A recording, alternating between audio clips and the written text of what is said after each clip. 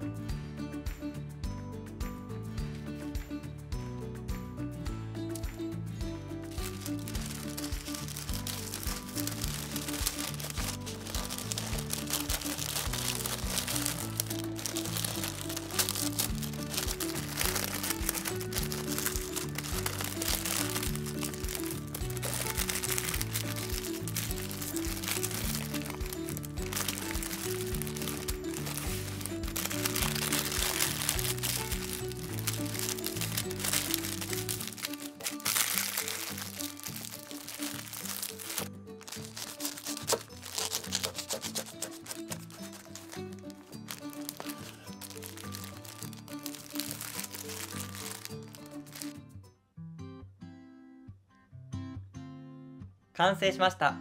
かなり分厚くて食べ応えがありそうです。それではね、いただきます。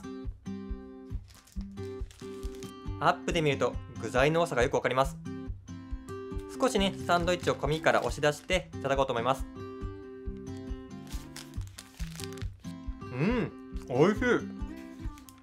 卵のボリューム感と分厚く切ったトマトのジューシーさ、そしてたっぷり挟んでレタスのシャキシャキ感、これがね、最高ですね。このサンドイッチはかぶりついた時にこの反対側からね、具材が飛び出すこともあるんですけども、そこさえ気をつければ紙に包まれているので手を汚さずにね、食べることができます。またこのサンドイッチを作った際に妻がね、めちゃくちゃ喜んでくれました。見た目のインパクトもそうですし、卵がね、もともと好きっていうこともあって、また作ってほしいってリクエストしてくれました。レシピはいつも通り下の概要欄にまとめてありますし、この画面をスクショしても OK です。カフェで見かけるこの分厚いサンドイッチも意外と簡単に作れますので、ぜひ作ってみてください。最後までご視聴ありがとうございました。このチャンネルではキャンプ場でも簡単に作れる料理を紹介します。ぜひチャンネル登録とグッドボタンをお願いします。それではまた次回。バイバイ。